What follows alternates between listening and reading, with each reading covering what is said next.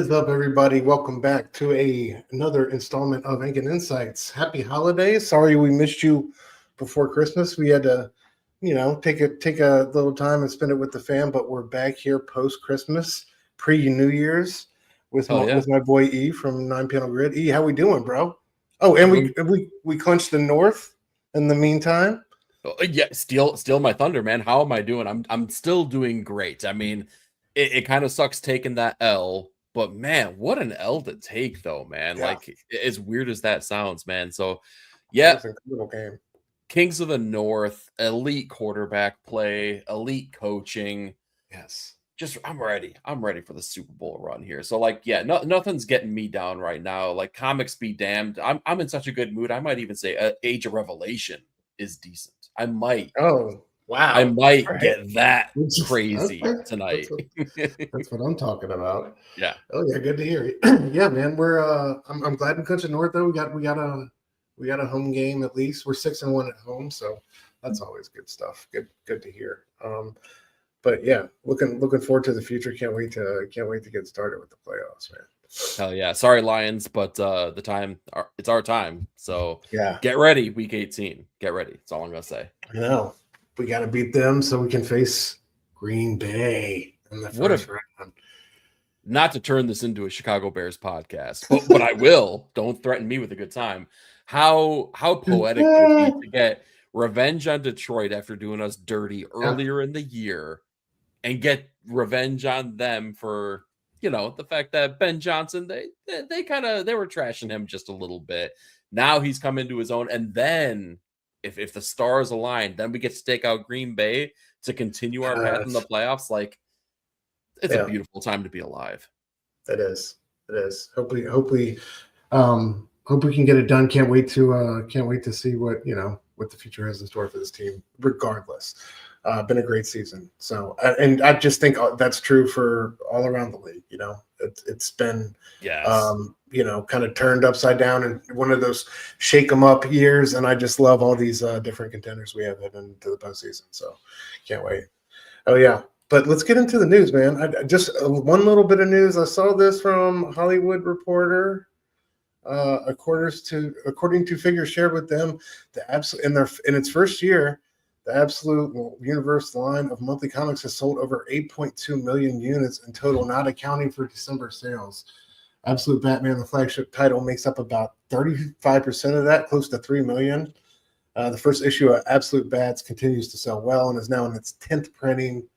While the latest issue, Absolute Batman number 15, has orders for over 300,000 copies. What do you think about these numbers, dude? Pretty impressive for coming out the gate, and I do think that moment, the way they carried that momentum out of 2024 and kept it peak all 2025 is very impressive.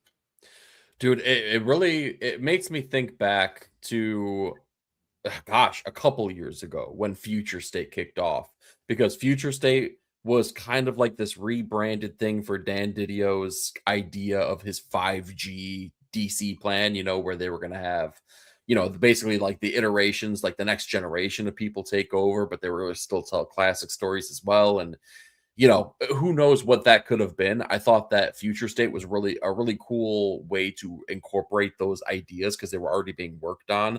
And it kind of ignited like a thing for me with DC. Like that was my first inroad for them being like, okay, I've been a Marvel zombie for a long time, but let me dabble more than I dabble, regularly. Yeah, like besides Swamp Thing, what are some other Future State joints that spoke to you? I mean, nothing jumped out like immensely. So I guess I'm using Future State as kind of like the linchpin for the time and place. But like all the titles had a little bit of excitement towards them. Like, I mean, without a shadow of a doubt, Swamp Thing was the one that like I was like, oh damn, dude, Rom V and Mike Perkins. Like, yes, give me more of that.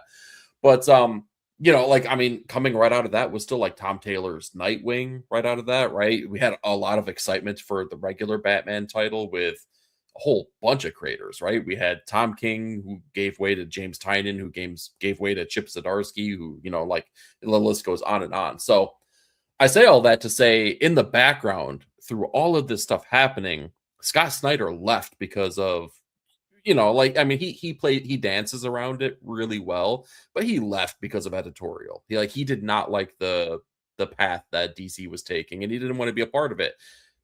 Dan DiDio is gone. Scott Snyder takes the reins of the absolute universe, and look what is happening with it. And here's the other really cool part, and I'm glad that you said this. 35% of it comes by way of Batman. That means that only a little bit more than 1/3 of the titles comes from the Bat. That's kind of exciting, right? Like, I mean, you would think that the Batman would be like 80% of it or something like that. Oh, like the wealth is being spread, and that's cool. That means that it's a healthy line of comics, not just a one-hit wonder that's kind of like, like pulling everyone along with him. Absolutely. Well said. Yeah, I think what like Marie Javins, Snyder, Williamson, everything they've done over there has really been spectacular. I think Williamson also had a hand in reaching out to Snyder and, kind of helping bring him back into the fold. Oh, yeah, definitely. But yeah, dude, I just I love those numbers. They had something about Matt Fractions. Yeah, so Matt Fractions Batman #1 has sold over 500,000 copies. I thought that was awesome as well. Okay. And kudos to the Bat. Yeah, Jimenez just came on social media on December 19th and said that Batman #5 has had more pre-orders than the previous issues. Batman #3 is having a second print. Batman #2 is having a third print. So, okay, yeah, good stuff. Good for the game, and I think it's just been a great shot in the arm. What they've been able to do, flip and reinvent these legacy characters from everything from like All In to the, the punch 'em up fun that is DC KO. We got Next Level and Vertigo coming this year. Things are looking great for them. So, yeah. Well, and I think bold, bright future for DC. I think that seriously, that thing that I talked about, the refiguring of Future State and kind of taking a different path after everything was said and done. I think that was very clearly hindsight's 2020, but it was the best move for them to make because there was a lot of editorial shakeups as well. It's funny that we're talking about this because I was thinking about editorial just in general, right, across the landscape of comics, and I was thinking about that because we all know that Marvel could be better. Marvel is in a way right now, right? And the things that DC has done, like, we should give kudos more so to that editorial team as well, because there's a lot of really talented people that are helming and overseeing these landscape of titles, right? The Bat family, the Supes family, right? Like all that kind of stuff, right? Like, they deserve a lot of kudos and a lot of credit, because if we're gonna look over at Marvel side and be like, it's editorial, like editorial sucks. By the way, I believe that wholeheartedly all the way through. DC deserves just as much credit on the positive side because they saw the writing on the wall. They made changes. They did things for a positive landscape of comic books, particularly in the big two. And it's working like gangbusters, man. Like DC is just like where it's at for superhero comics right now. If you're looking for something that's really entertaining and exciting, not even just absolute, like the whole DC landscape of comics right now. Sure, there's things that aren't as good as others, but dude, I'm reading Aquaman and I'm having a blast reading Aquaman every single month. That's never happened before. Yeah. So, they're doing great. It is. And 8.2 million units, bro, is nothing to sneeze at. So, I love that, they're finding such story success and they're coming back. These second arcs have all been super strong. I don't know. It's just so impressive how they're continuing to level up and put out level. And I love how they figured out that formula of fill-in guest artists, right? Matching the story's tone, and they've really the equation. So I don't know, man. I love that they're clocking in heavy with those numbers. Let me get to the chat real quick and say what up to the people before we move on. We got Bob in the building. Good. Bob, what up, brother? Happy New Year. Thank you for being here. Happy holidays. Hope you had a good Christmas. We got Pete in the building. What up, bro? Pete. Good to see you. Hope you had a good Christmas as well, my dude. Hope you're doing well. We got Vern in the building. Merry Christmas, brother. I believe to he's see fresh you. off a live stream. I know, dude. Vern got the fucking dopest Jordans for Christmas. He sent me a picture. These 6 rings joints. They incorporate like a little bit of like the Jordans from, I guess, each year he won the championship. Bro, They're filthy. what? Yeah, they got, I don't know, the DNA of like so many dope Jordans in them. But Yeah, if you didn't already know that Verno has great taste, he's a Chicago Bulls fan. So like, know, right? just Yeah. trust the man. Bears in the playoffs, bro. Time to be a Yeah. fan again. Yeah. Pete said, I just gave my sister and brother-in-law Absolute Wonder Woman and Martian Manhunter. Hell yeah, bro. Great selections. Yeah. Excited to hear their opinions. So yeah. If their opinions are lackluster, disown them because these are great comics. Yeah. Bob said, if you had told me 2 years ago I'd be into this Martian Manhunter, I wouldn't have seen it. Yeah, it's been incredible, dude. It's been incredible.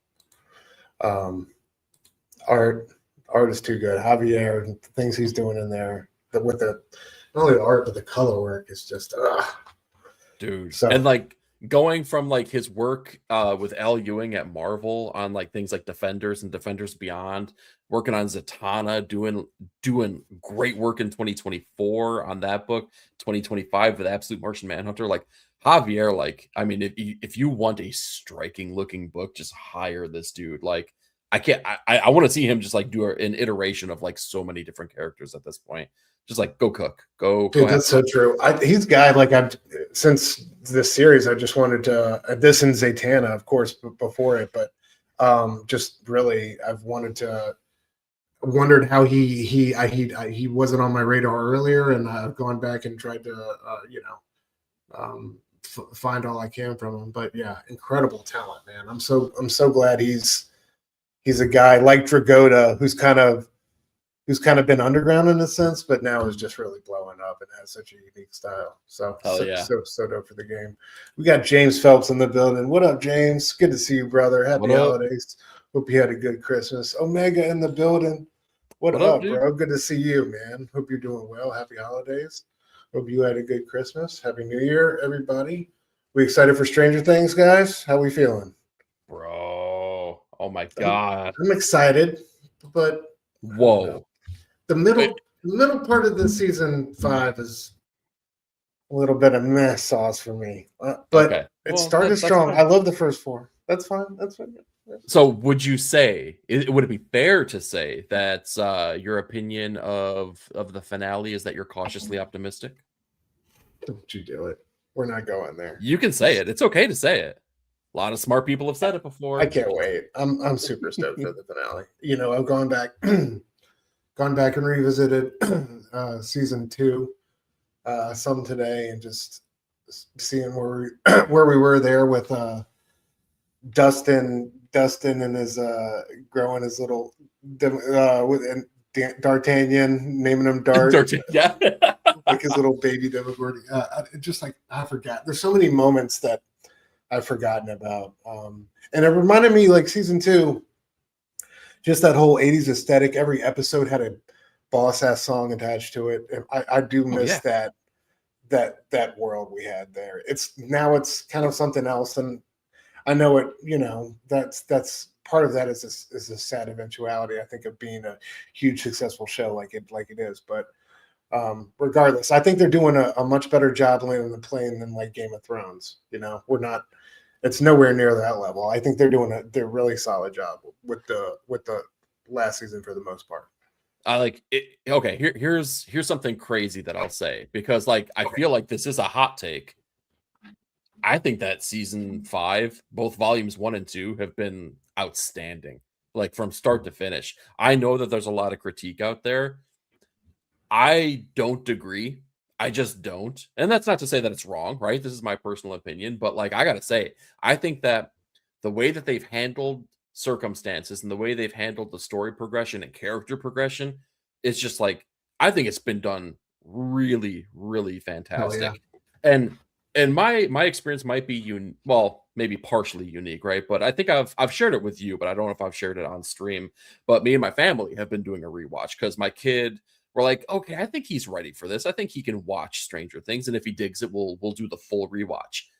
And we did it. We finally got Yeah, I bet. yeah, so like it was like late October we started and we burned through all the seasons to make sure that we were caught up to the point that season 5 started. And now he's addicted to it. He's just like, is it New Year's Eve? Can we watch this? Is it out? Is there a way to watch it early? I will pirate stuff. And I'm like, where did you learn this stuff? Probably from your dad, but that's beside the point. But like I really enjoyed everything. Like I've had a perpetual lump in my throat the entire time because the older that I get, the more emotional I find that I get over things. Yeah, for If sure. you put on Big Fish, I'm a fucking mess the entire day. Like I'm ruined. And that's how I felt with Stranger Things. Like every emotional beat, like I start to feel it like rise in my throat and my eyes well up. And I'm just like, oh my God, it's so beautiful when this person comes back and they're reunited. And I can't believe this person's in danger. And so many different things, man. It's such a great show. I can see myself rewatching the entire series again. Like that's how good it's infinitely rewatchable. Hell yeah. I'm going to be reviewing that with Verno and Link soon enough on Blood Splatter Chatter. I think we're doing it this Thursday, Vern. Correct me if I'm wrong, but yeah, Like, I think that's this like Thursday this coming Thursday? up. Yeah. Post Okay. the finale. So check for our thoughts there. But Okay. If you guys need an extra, maybe give me a ring. Maybe. yeah, dude. I mean, I can't speak for Vern. It's his show, but I'd love to hear thoughts. I think it. It's also it's great to think about. On a wider scale and like what it's meant for. It's been a cultural moment, so excited to have a more in-depth conversation. So check us out. I think Thursday 9 p.m. Eastern, either this week or next for sure. But yeah, dude, let's get into our worth mentionings. We got 2 weeks of comics to make up for, so a lot to talk about. We're gonna a lot of worth mentioning. Try to get through this quickly. Dude, I love this stuff. I started High Strangeness. You've been talking about this book, right? Yeah. Yeah, dude. So I just decided to give it a whirl. I love this joint. Okay. What did you think about the Cantwell issue? I think it was okay. I feel like issue number one. Yeah, 1 and 2 I loved were more in my aliens and like Yetis are that's right in my wheelhouse. But yeah, we talked about your love for the belief of the Bigfoot here, haven't we? Yeah, I feel like we've touched on this. Yeah, Bigfoot's real, bro. He's out there. Yeah, this issue, like issue 1, was real heady, real weird. Like it was like a snapshot in time, but it wasn't necessarily a narrative. Issue 2 was definitely a narrative, and it got real weird with the Yeti. Like it was, or the Sasquatch. What is the snow version? Is that the Yeti or is that the Sasquatch? Or is it the neither? Yeti? I think the snow version is the Yeti, yeah. Okay, gotcha. So we get a really clean storyline. I feel like it was done for a single issue. And I feel like issue 3 is the same, but it's not quite as heady and trippy. Like it is, but it isn't. They're like it's not as clean, I don't think. Yeah, the things that they play with. Yeah, it's like you really got to try to put those pieces of the puzzle together, and sometimes it requires like a hammer. They don't fit perfectly, but it does. What do you think about these little like essays, like nonfiction pieces they have attached to the end of each issue? I think it's cool. I love it. Well, it's based off of a podcast, right? I did not know that. Yeah, so this originated as a podcast. And I think that I don't know if they are reinterpreting podcast episodes. I don't think that that's the case. But there's like, was this a joint where people would call in with all sorts of bizarre ass shit that had happened to them? I think so. So. Like the first time I heard about it, it was due to Elijah Wood's, I guess like his involvement in the podcast, where he told a story about something that happened at the Stanley Hotel. Famously the hotel that was based on The Shining. So that's where I heard about the podcast, and then I knew the podcast was kind of being toyed with this comic, and this is what we're getting now. But I don't know where that intersection is yet. So okay. Yeah, but I still like I still love the the story enough, and the artwork was cool. But yeah, it was been a very intriguing series through 3 issues, dude. Yeah, and Who's it was right in Cantwell's wheelhouse too, considering he was like the main dude over Halt and Catch Fire, and now they're talking about absolutely, the yeah. creation of computer. Like, so I yeah. thought that too. That's a great call. Yeah. Um, who's publishing this one? I forgot to. This is Oni. Okay, hell yeah! Shout out to Oni. Yeah. Good stuff. Oni, they don't have a lot out, but what they have, I've enjoyed. I feel like they're like the Mad Cave of 2024. You know, like they're coming back and they're putting out some cool things. So like, let's keep that building, Oni.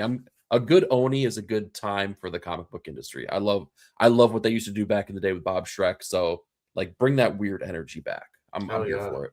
Amen. Kaya was dope. What did you think about Wooden Arm leader? You know, leader of the rebel army. Don't call me queen. Yeah. Yeah, it's like, okay, you can only do that for so long, though. You can only say, don't call me queen for as long as the people will accept that to be the truth. But like, you can't lead people and not be a leader. Like, you don't get to have it both ways. I think it's pretty cool that the one shots now are kind of culminating into their own story. Like, I can't wait. I want to go put them all together. I wanted to go back and like, yes, right, and build the timeline, like, and see what it all means. Because I think in the end, it's going to do something cool. Yes, exactly. I'm feeling the same way because, well, like at the end of the issue, I was like, when it said to be continued, I'm like, well, wait a minute. Yeah. Did the other one say that? Like, it's a clear continuation, but like, I didn't know if it picked up right on the heels or if it's like, you know, if they're just kind of playing in the same time frame. So now I want to investigate, but I don't want to do it just yet. I want there to be like another one so I can kind of get, you know, a couple issues like put together so we can see if they, cannon fodder. Yeah, perfect. Yes. Yeah. But I love these regardless. They're just exciting, like cool little, you know, standalone tales. And this one is no different, where she's you know, kind of leading her troops. It kind of we see the behind the scenes as they're like kind of in camp. She has to dismiss one of the generals who's been stealing funds. And a really powerful scene. Like Wes does those scenes so well. You know, those like real intense emotional beats. Like I feel like that's one of his talents. Not only then, but like I love when she hands the speech right before the battle off to like one of the you know, the people that she had slaved, or like one of the slaves that she had freed along the way and that had joined the army. Used to be one of them. Why don't you lead us or whatever? I thought that was a really great moment. So like I don't know. I think it really, you know, played to Wes's strengths really well and was a cool little intriguing version. I love this version of Kaya though. One of my favorites, I think, favorite alternate versions. Like she seemed like she really had her shit together here. It seemed like she had finally grown up a bit. Don't you feel like it? She felt like a little bit more. But it's kind of heartbreaking too, right? So like, it's like, I want to sit there and be like, it's badass because she is badass, but she's always been badass. But it's like, there's so much question behind the future. And if she's still fighting, if there's still a resistance, the queen thing seemed like a huge deal here. Yeah, but but what does that mean for what Jin wanted to accomplish, what Kaya wanted to accomplish for Jin, but like in their own time? What does this mean for the landscape of the world? Are the Atrians still, you know, totally in power? Did something go wrong, or are we just not to the point where we need to be yet? And that's where it's uneasy feeling, right? There's like, it's like a you know, like a ball in the pit of your stomach that just, it gives you that unease. But that's the cool thing. I think that's what he's going for with these. Yeah, I was looking for the Adrians in the background, trying to find them, like figure out who was fighting who, what was going on. Yeah, exactly. Yeah. Good stuff. All right, what do you want to talk about on the top row? I'll let you pick. Okay, well, I will be, you know, the shill for power fantasy yet again, because I do have something to say about it that maybe is a little bit different than what I've normally said. This issue was just okay. It was okay.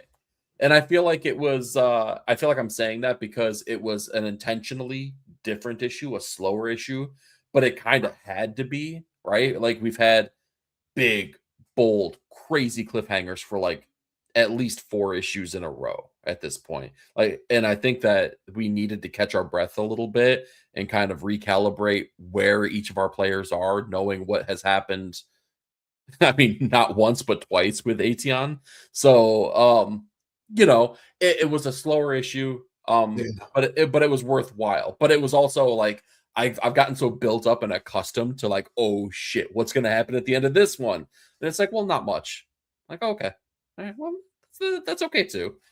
You ain't gonna get my top comic ranking, but it was good. It was good. Yeah. Yeah. No, I gotta agree with you on that one. It was, um, I like how like another comic we're gonna talk about tonight. It kind of showed, the fallout of everything and what could have been, and it was cool to see a little bit of a spotlight on Tanya. I dig Tanya, always liked her, but Well, and we need more spotlight on her too, because if there's like most of the cards are out on the table, but there's only a couple that are left out there. So I want to see those cards get flipped over eventually. yeah, and I like especially the fallout with Masumi and her relationship, man. Well, yeah. Can't wait to see where that goes. Yeah. Still one of the most brilliant, very best comics on stands. He's comic of the year. Oh yeah, well, I shouldn't say without a shadow of a doubt, because honestly, I had two of them. Mathematically, they came out tied, but I had to give it to one. Easily be there for me. So yeah, absolutely. Great call. Superman Kryptonite Spectrum at its finale, dude. I loved it. What did you think about the ending? And spoilers, guys, but it's been a couple weeks. Yeah, I was gonna say. And like Clark getting rendered back down to baby size, and kind of having this village that's been with him all along, caring for him all over again. It was it felt very Maxwell Prince, right? Like I was like, oh well, after like all of the clues we got, it's like it felt so obvious, but it wasn't obvious for a Superman title. So it subverted that expectation, but it subverted it over to something that would have been expected had the superhero parts of it be taken away. I was like, oh, okay, well that makes sense. Like, it was a very different issue than almost any of the other issues, but I feel like it was like the creative team taking a victory lap. There's like, hey guys, look what we just did on a Big Two book, on a Superman book, and look how much fun we were able to have throughout this journey. And by the way, like, in case you really thought this might be partially worked into incontinuity, like, no. This is a Prince Morazzo joint, so no one's gonna play with this. This is our playground. Like, I mean, because who's gonna come in and be like, oh, well, let's figure out what's going on with Lois who wanted a baby, right? But dude, and it's like, well, I love that they do have Cal Elf for somebody to play with down the line. You know what I mean? Like, yeah. I don't know if I want anyone else to play with that character than this team, though. But it's just like, I love that that's their addition to the DC canon. That feels, like you said, it feels so on brand, and I thought that was definitely the high watermark of the issue, was them playing in the fifth dimension. Like, that was just so brilliant. And I've loved like all the ancillary characters they've used. Like Dr. Fate looks so dope, and it's great seeing Morazzo get a chance to draw all these folks. But yeah, this Lex has been great, quoting William Butler Yeats, and he feels just so uniquely evil in a way I think like only Prince can really master with his just understanding and nuance when it comes to writing the human character. So yeah, it's just been brilliant, dude. I hope it's sold well enough that they get another crack at whatever they want to do moving forward, because I thought this was a huge success, and this is exactly, I don't know who orchestrated this, but shout out to whoever it was, because this is exactly what you want, man. Just a solid creative team given their own little playground and just knocking it out of the park. So yeah, I think it was Nick that said it, but like, I mean, give this team the Holy Trinity. Let them do a Wonder Woman book. Let them do a Batman book similar to Mark Russell with his Space Age and Dark Age. Like, yeah, and again, not my thought. That's all Nick, but it's That's great idea. Nick. Hell yeah. We got Comic Patrol in the building. What up, brother? Good to see you. Happy holidays. Merry Christmas. Happy New Year's. Hope you're doing well, man. Pete said the issue where they went to the fifth dimension and all the pages were flipped between styles using prose. So funny. Hell yeah. Yeah, that was a great issue. I love love way like they the very. Go ahead. Go ahead. I'm sorry. No, you go ahead. The photo reference that Marazzo was using for the visuals on that, for like the people that were in the little Jetsony spaceships, and like even the Batman face when it's got the circles and part of it is the photo, and then the different, it's like each circle is a different version of it. Just so good. Absolutely, that's a great call. That page is beautiful, and I just love the intro page, like Yeah. with all of them flying through the air and shit like that. You can see Barrazo in the car and stuff like that. Mm-hmm. Yeah, totally. Yeah, one of those like Marazzo strips in that thing you're talking about looks like Adam West Batman or something. Like I couldn't, yeah, like I mean, I don't think it was Martin Marazzo. I don't know if it was W. Maxwell Prince, but like I assumed it was one of them at first, but then again, I don't know. It's like so. Oh yeah. No, I'm talking about like that Batman page you're talking about. Are you talking about that page where it's the like kaleidoscopes of Batman? Oh, you think that was Adam West? I think one of them was, and like one of those. Oh, you know, like how like each one was like a different. Yeah, I think one of that would be crazy if it was. That would be really, really cool. Yeah. Omega said Nick is so smart. Let's not get carried away. Yeah, okay? He's all right. He's all right. Yeah. All right. Yeah, where is he now? Huh? How smart is he to not be hanging out with us on a Tuesday night? Family. Says, I still think of that one Batman kick. Yes, I know exactly what you're talking about. When he's taking, I assume when he's taking on Professor Pig and his goons, and it's just like action figure kick. Absolutely, yeah. Yeah, Batman's kicks have been on point this year. Between that and absolute Batman punting that kid off the pier. That's right. Yeah, dude. This has been on point. I haven't gotten to. Sorry, go ahead, bro. I was just gonna say, isn't it wild to think that Absolute Batman has gotten crazy enough that we've forgotten how crazy it was that he kicked a either child or small person off of a yacht. Like we've forgotten that because it's gotten so wild. It was the yacht, wasn't it? Yeah. Yeah. Oh yeah. What a world. I know. Yeah, Comic School says kick punting will be an Olympic sport. So yeah, absolute Bats is setting the standard, man. I didn't get to Batman Second Night. Did you? No, I did not either. I read the first issue and it was cool. Yeah. I mean, again, there's only so many Batman books I can read, guys.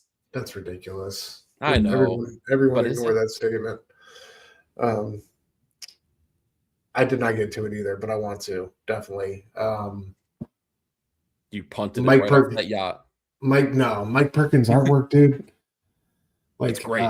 Yeah, absolutely astounding, and I love that world they got. And I think we got I want to see this 1930s noirish version of Scarecrow that's getting introduced. That I heard Nick talking about. So Nick had Nick, who's so smart, according to Omega and Omega only. I'm just joking. Love you, bro. Yeah, but Nick had brilliant things to say about this one, so it's certified. Everything Dead and Dying. I continue to love this series, and also these covers, dude. Yeah, Jacob, he does not get enough credit for these covers. They've all been brilliant, all just been beautiful works of art. But yeah, dude, I've loved this one. It's been I love the characterizations and like just the journey we've gone on and how the town is kind of coming back down to their base senses, but turning on all these on these folks and how they're kind of turning on each other. But yeah, dude, this one's been fantastic. Have you enjoyed this one? You still keeping up with it? Oh heck yeah, dude! Like, and we're gearing up for what feels like a heartbreaking finale, both by way. Like, I didn't know it was only going to be 5 issues, and I don't know if it was intended to be. Like, I kind of jumped onto it thinking, maybe they're going to go for this for the long run, and whether that long run is like 12 issues, 50 issues, who knows? But like, I thought it would be more than 5. So, but knowing that leads me to believe that something emotional will happen with this next issue, because everything's lined up, everything's been taken away from our main character. It's just in such a bad way, but like, I don't know, like it's a really it's a moral question. Like, by no means have the people that have come into his town done any good, but was it good for him to maintain the status quo with all these people as well? Was it for him or was it for them? So like, I don't know. There's a moral quandary that's being played with it within this book, and I'm really curious to see how that all comes to a head with the finale. Yeah.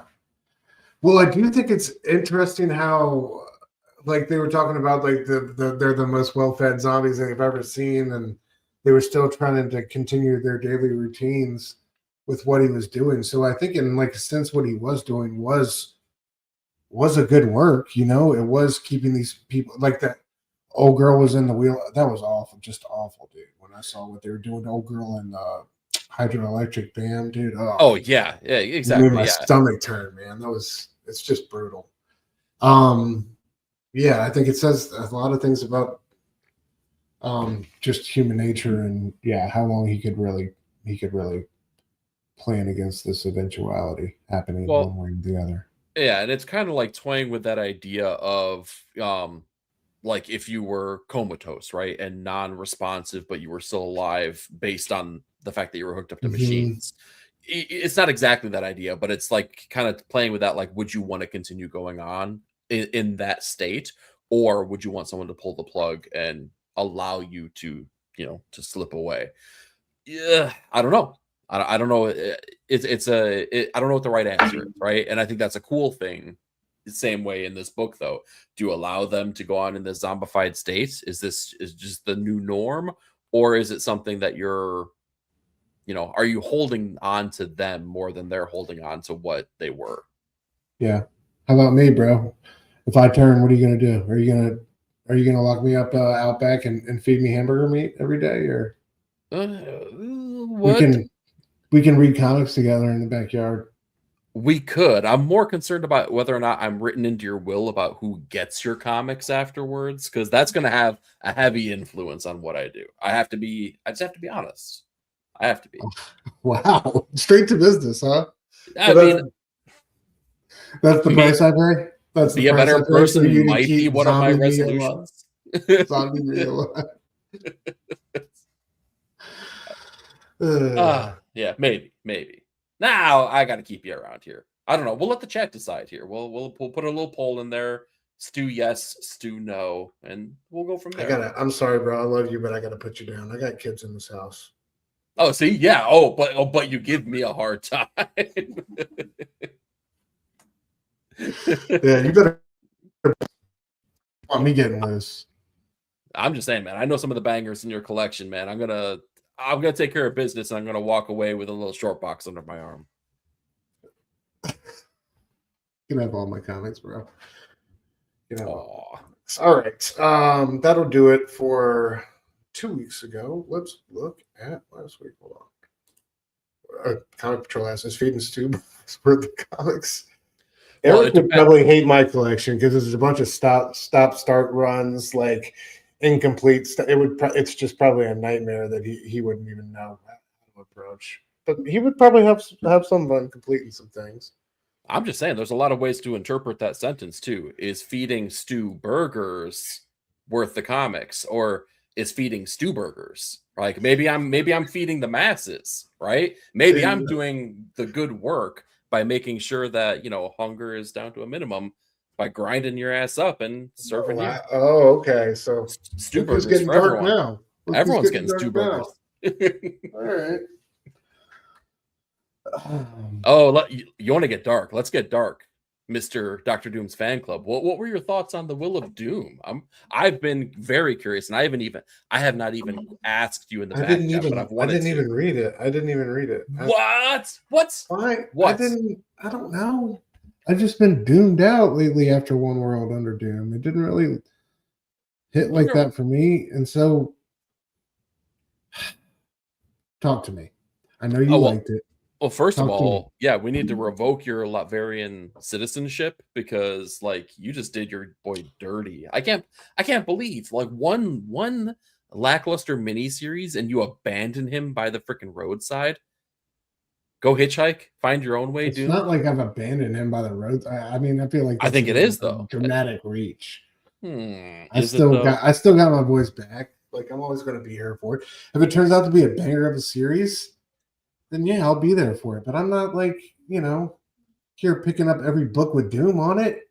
And that's a lot of Marvel shit these days. So rumor has it you're part of a chat with people who buy all of the Doom stuff. And I feel shout out to my Doom fam. Yeah, yes, we're worldwide. We got homies from across the pond and all that stuff. I feel like there's probably prerequisites. All of those, I would dare say all of those guys are better collectors than me. And probably are all better read when it comes to this modern stuff. Because I haven't, it's been hit and miss with me, man. I do know in 2026 we got Sanford Green coming back. Saw that? Yeah. Yes. And we'll talk about the variant, like the variants to this book were freaking incredible. Like we had Abby Granoff and we had some buttes, but dude, I'm a little bit doomed out for Marvel. Let's be honest, guys. They're dooming me out. It's been a little bit of Doom overkill. They've been Doom's division, and it's been Doom's been everywhere. But lucky for you though. Ryan North, I still love Ryan North. I've enjoyed that Fantastic Four run. Like, people, I don't think he's had the benefit of like the best artist on that, but yeah, that book's been great. Anyway, sorry, go ahead. It's been okay. It's been great. It's been great, man. Like just many fun. Right. Yeah. All right. I don't hear you talking about it all that often. We talk about. You're right. I don't talk about it all that often. I read it in spurt. I read it in like 10 to 15 issue spurts.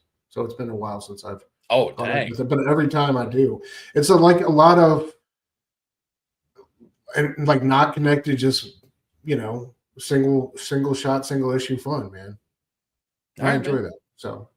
Yeah. Well, here's what I can say. If you decide to circle back and read The Will of Doom because it's a contractual obligation as a Doom fan to do so, dude's not. He's barely in it. Like, and even if he's in it, he's not. What's the premise of this book? It's really almost like either an epilogue to the One World Under Doom or a prologue to whatever comes next, right? It's that in between thing. It's that clean handoff. But it's, if anything, it's a Valeria Richards story. It's all about her being bequeathed everything that is Latveria, everything that is Doom, and what she'll do with it. But also, Doom is Doom. He has contingency plans, right? So like that is true. Valeria gets it because he loves Valeria. We all know that. I don't think anyone questions it in fandom or even in the Marvel universe. But there's other things that start happening that Doom kind of triggers upon his passing. So we get to see a little bit of what that stuff means. So a lot of Valeria, a lot of the Fantastic Four family, which Marvel just gives Zdarsky Fantastic Four. Like, just do that. That would make me incredibly happy. He has such a great voice for these characters that I want to hear more. And we don't get to hear enough. He's only gotten to do the 2-in-1. And like, come on, like, give him the damn family for God's sake. But we get a little bit of that here. And we get a little his Fantastic Four X-Men stuff during COVID. It only lasted 3 issues, but it was dope. It was good. Yeah. He had like I said, he has a great voice for these characters. And I feel like his sensibilities fit the tone of the family as well. Like he could write a great Fantastic Four story. But, it is what it is. But for me to say that I was, pleased with a Marvel book and it really surprised me. Like I didn't anticipate reading this, but it was a short week. So I'm like, okay, well, this will fill out the 10 that I feel like I need to read on a weekly basis. I gotta say, I was very pleasantly surprised. Oh yeah. Okay. What happened? What happened with Valeria? Did she assume the state of Doom? I'm not here to do dramatic readings of Doom for you, Stu. I don't know what you think. I didn't ask for a dramatic reading. Valeria's very smart, and she knows that there's no getting out of it, but she knows that there are maybe better ways to approach being, I don't want to say the leader of Latveria, but having amassed that much power and influence, I think that she has a different approach that she's going to take. But yeah, we'll see where it goes. All right. I don't know. Chat, did One World Under Doom, did you guys read it? And if you did it resonate with you? It just didn't. I agree with you resonate. wholeheartedly. Yeah. And so coming off the end of that and seeing this, maybe I did see that it was advertised as that epilogue. I think I saw that somewhere, but yeah, I don't know. I was just a little bit fatigued. So that's but I'll definitely check it out. I'm giving you a hard time, but like, trust me when I say I know you are, but I'll still. I totally understand. if it passes muster, it passes muster. So, let's talk about a book I think we can both agree on that was badass though. Absolute Superman was fucking awesome. Yes, dude. The showdown with Ra's al Ghul and like the death of Saul, which was a beautiful, heartbreaking moment. And what did you think about this issue, dude? And the future kind of him kind of acquiescing.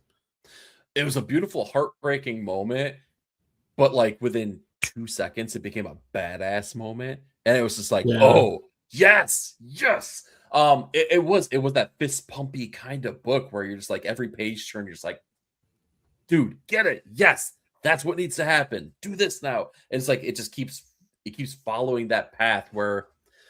I don't know. Like I said, like there's been beats that have happened in this book or the series, I should say, that like we've gotten a plot and it's pushed it forward, but we haven't gotten characterization. And now I feel like we're getting the characterization and the plot moving forward at the same time.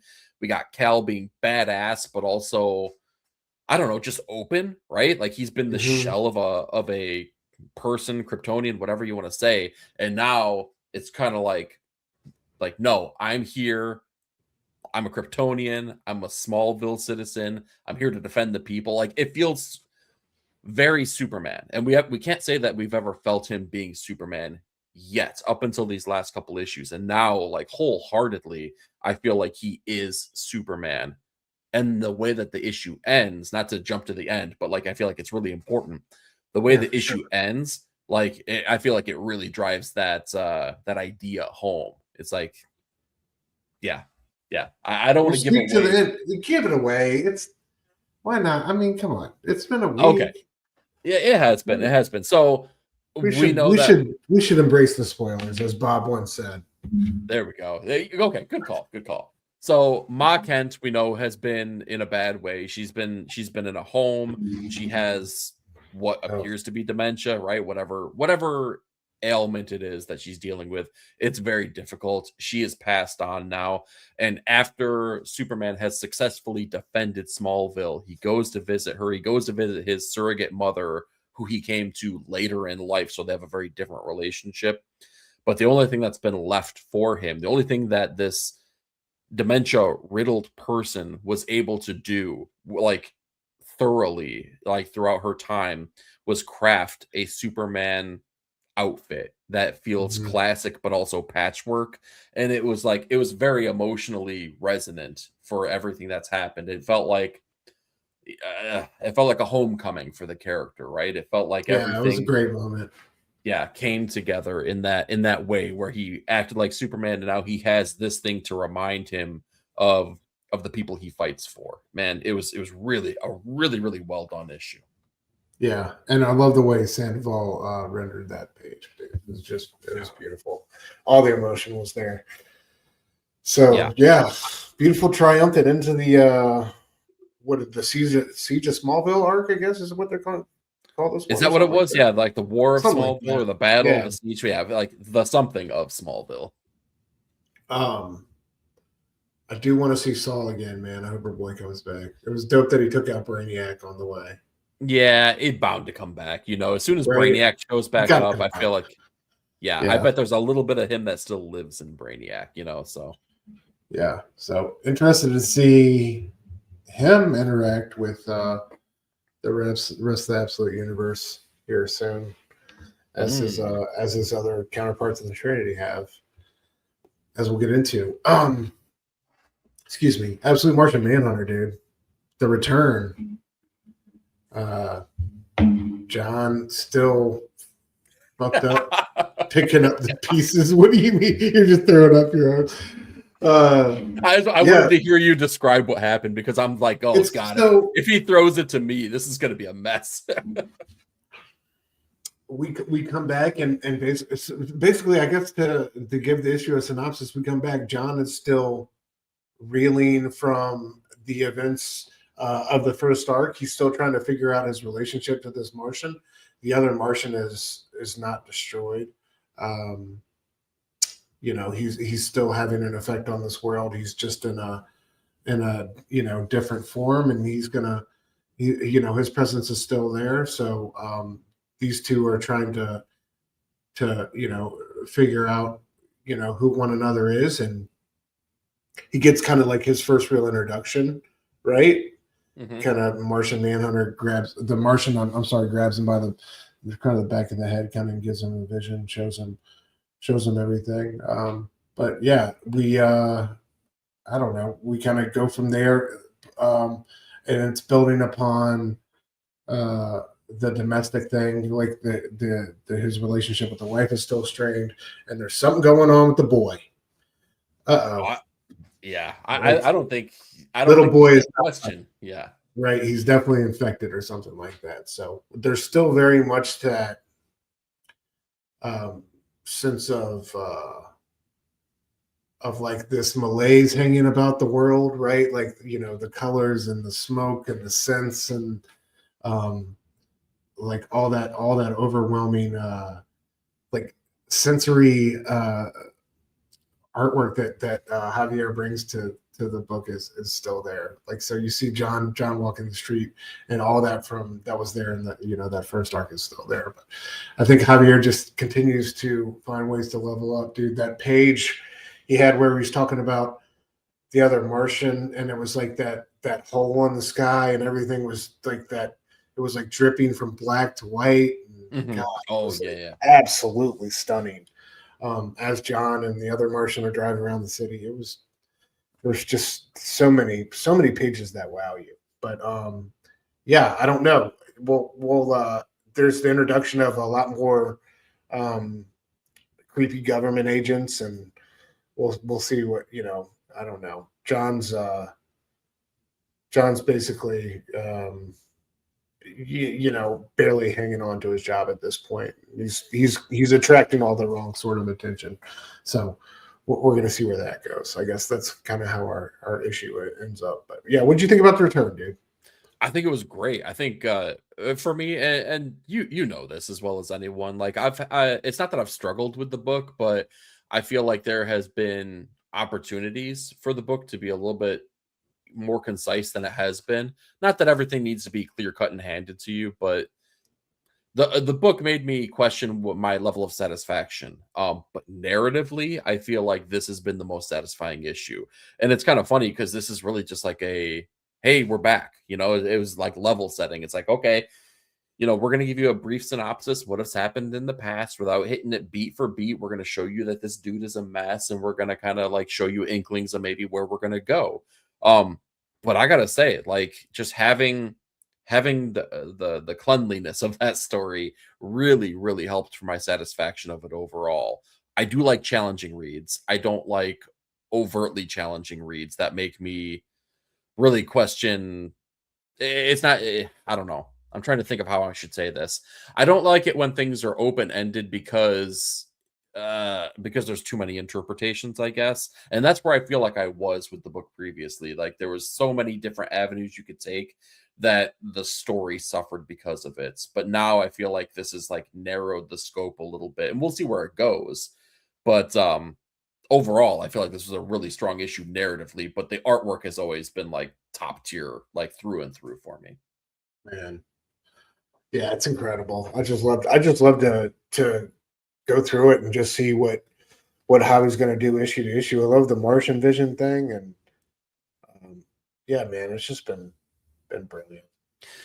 I heard something interesting. I was listening to Comic Pop, and they were talking about the Martian Manhunter series, and their interpretation, I think it was Sal that said this, but he was saying, the interesting thing about this book is that it's really about a man who's trying to cope with the tragedy that took place, being the explosion, and by doing so, he has created an imaginary best friend, like in a way to say the Manhunter doesn't exist in any form of reality, whether it's like he just does not exist. This is a manifestation of John's mind. Do you take it that way? No, not at all. Okay, I think good. I was like, man, is that a stretch or am I missing something? No, I think John's, like a presence. Like you could argue what type of presence he is, but I think he's like a real, tangible alien presence that's interacting with John. It's like a kind of like a symbiotic, psychic type of relationship. But yeah, I definitely think that's real and not something just imagined or made up. I think like Camp's doing interesting things with the idea of like an alien and what that truly is. I think he's like his version of an alien is a little bit like more elemental and something like a little bit different, but like I love that. But I definitely think it's like a foreign force type of thing. You know what I mean? It's definitely, it feels like light versus darkness, something like that. Okay, yeah, and that's how I took it as well. So I was really interested. I'm like, oh man, am I gonna have the rug pulled out from underneath me, or is that why my level of satisfaction has been so topsy turvy with this book? Is because I'm just a big old dum, and that could still be true. But maybe that's the reason. So okay, I'm glad to hear that my interpretation is at least something that's shared amongst others. Yeah, no, I mean, just the way the whole city seemed to be operating under the influence of like of a evil element, right? That was turning them against each other. Like people were injecting poison into cookies and doing all sorts of horrific things. Like it's I don't know, it speaks to like things that are really happening out there and in our everyday society, but like the way it was happening there and kind of like the way Javier presented it, like in a panic fever dreamish type of thing where everybody was turning on each other. I thought was really cool, and evidence of it being some type of like antagonistic thing. Yeah, I got to tell you, my wife listens to true crime podcasts, so none of this stuff seems surprising. I'd be like, oh, right? maybe there's a lot of white Martians out there that we don't know about. Or maybe this is a manifestation. Dude, so that's what I mean. Myself included, I think we feel so stressed out there sometimes, just interacting with humanity on a day-to-day basis. And I feel like that book has really spoken to like that kind of like ambiance of like fear and hate and being like short and rude to each other. You know what I mean? Like I feel like all of that negativity and that people either feel online or in real life these days. I think that book, especially in the first arc and now kind of lingering here in the second, spoke to that. So I thought that's what it did best. What are you laughing at? You remember 30 minutes ago where we both agreed that we would off each other in the zombie apocalypse? I'm just saying, are we part of the problem? No, I think that's a healthy choice for humanity, my friend. Okay, that's true. That's a good viewpoint. We got kids to protect. We got to think about we're looking out for the future. Yeah. Right? I believe the children are the future. Hell yeah. All right, I want to blab about Sleep real quick, and then I just want to throw it to you. I love this book, man, so much. Sandra Cannon is doing a great job with this. Not only like the story of this poor fucking kid and this affliction, but the mystery, the job he's done in protecting this mystery through 7 issues. We still don't know what he is when he falls asleep and turns into this thing, this nightmarish thing that everybody is terrified of, that they now have chained up and they're trying to study. And I don't know. I just love it issue to issue. I love the pace of it. One issue to the next, you don't know, when you start an issue where you're going to end up. And I love like the jumps in time when he blacks out and turns into that monster, and like where you wake up and the first thing you see. It's brilliant. Not only like with the writing, but with the art. He writes and draws this book. I love his art. I love his use of the color red here, particularly like with the kid's glasses, and just like the color palette he chooses for certain issues it's been awesome. So I can't recommend this one enough. It's been fantastic through 7 issues, and yeah, dude, we're gonna put it on the big board here soon enough when we get to the end of this arc and see where we're going. So, dude, I think you could read. Have you caught up with this one? You could read all 7 issues in like 20 minutes, man. It's like that. Like they're quick. It's like you could, because sometimes there's issues or there's sequences with not a whole lot of dialogue. It reads super quick. I think you could really knock it out fast. But highly recommend you catch up on this one. It's been awesome. Okay, yeah. The more positive things I hear about it, the less excuses I'm going to be able to have to not read it. So it's just a matter of time. You speak very highly of it. Omega speaks very highly of it. I got to just buckle down and do it. Yeah. Check it out, bro. All right, I'll throw it to you. We got No Man's Land and Skinbreaker. I haven't read either of these yet. Oh, okay. So okay. I'll rapid fire both of them, considering the time that we got on this one. Skinbreaker. I don't know if I'm the outlier here, but I'm having a great time with Skinbreaker, even outside of the artistic quality. In the same way that I said that Martian Manhunter could be a challenging read, and sometimes that took me out of the experience, Skinbreaker is a very simplistic story. Like we've heard this story over and over. We've heard it from like a mythological aspect, right? We've heard it from like the feats of Hercules kind of things. We've seen it in like the Black Panther movie where, a ruler can challenge, or someone can challenge the ruler of a kingdom, right? And they do so by battle. None of this stuff is original. But man, I love it. I really, really love the experience that we're getting here. The art elevates that thing, right? It makes that thing that is very commonplace something extra. And that's what's like driving it home for me. But I gotta say, just having like a comfort food kind of story that still feels like there is gravitas and weightiness behind the decisions that are happening here. It hits my id in a perfect way. No Man's Land. Man, what a great finale. Excited to read this one, dude. And it's funny because it kind of zigs and zags in ways that's I kind of expected, kind of didn't though. Really, really worthwhile story though. This is one I don't want to talk about the ending, and I don't want to spoil it because I feel like everyone should read it and should like experience it. What I can say is that if you were a fan of Seven, if you're a fan of things like True Detective, if you like political intrigue and thrillers, this is going to be right up your alley.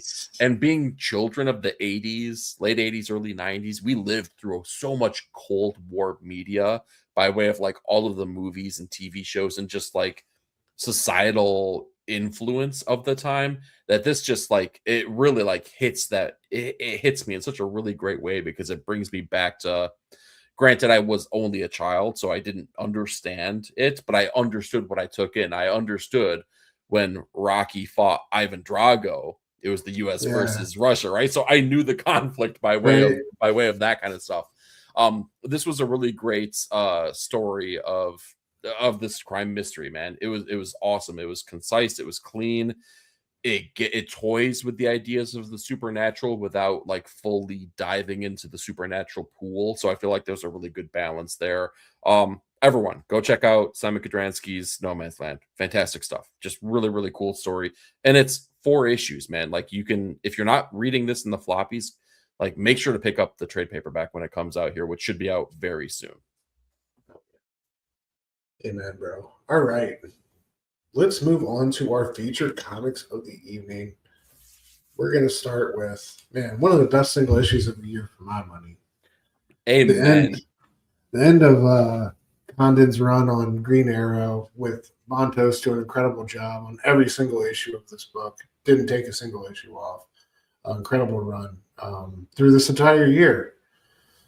I think he took over right before the end of those, right towards the end of 2024, and had it all 2025, and really love the stories he had to tell with the Deepwater Arc and the Crimson Archer. But yeah, dude, this one, I don't want to blow the synopsis because I feel like I'm gonna butcher it, but this, like, we get our detective's backstory, and that she's known the Green Arrow for quite a while, and that one night after her mother died and her father was being abusive and yelling at her, she went out on a rooftop, and there he was, and just kind of like replaying that conversation that they had throughout this issue, and the past and the present, and then towards the end of the issue, she reveals the truth to Green Arrow. But I thought the conversation was beautiful. It's also a love letter to like the OG what's Neil Adams version of the character, like the way he's rendered here by Montos. Yeah. The hard traveling hero on the rooftop. Yeah, dude. But yeah, she gets up on this rooftop, and he at first it's like this lighthearted conversation, and she starts to break down and cry in front of him, and he realizes that she's got a lot more going on at home, and has this wonderful conversation with her, and talks about how she's afraid of the dark, and he gives her a flashlight, and at the end of the conversation that she keeps all through her life, and that she gives back to him at the end, the conversation on the rooftop. But I just thought it was just a beautiful moment, such a poignant into the run. It kind of tied up the Crimson Archer thing with a nice little bow there at the end, and he might still be out there or whatever, but I thought it really focused on the essence of not only who Green Arrow is, but like I think you said in your review, bro, what superhero comics can truly be. I think this one was a shining example of, like, telling an incredible story with a character that many people may not feel is super relevant or popular or whatever, but I thought it was still so profound and heartfelt and really just beautiful. I think it's I love that it's the end of like this run and this arc, and the whole thing, and that you could just give this comic to anybody, and I think it's see who Oliver Queen is as a character and what he stands for, and yeah, I thought it was beautiful. Anyway, enough blabbering from me. I'll throw it to you, because you've been a champion this run before it ever showed up, and you've been a fan the whole way through. So what did you think about the landing?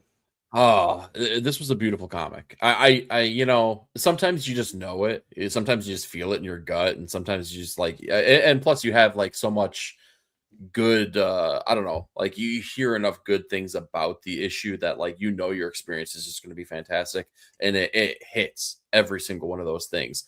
I've talked about this being a street level comic, and that means a lot of things. But normally when you hear that, you think it's grounded, it's gritty, it's like, it's down to earth, it's going to be him fighting street level thugs, and it is that, right?